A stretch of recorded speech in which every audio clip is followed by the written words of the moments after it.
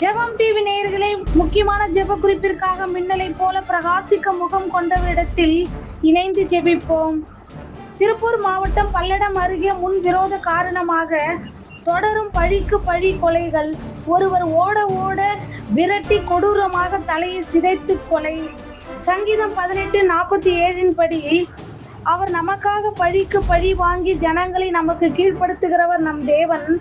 பழி வாங்கும் எண்ணத்திலிருந்து இளைஞர்கள் மனம் திரும்பும்படியாகவும், பழி வாங்குவது தேவனுக்குரியது என்பதை உணரும்படியாகவும், மரித்த இளைஞரின் குடும்பம் சமாதானம் அடையும்படியாகவும் நாம் பாரத்தோடு ஜெபிப்போம்.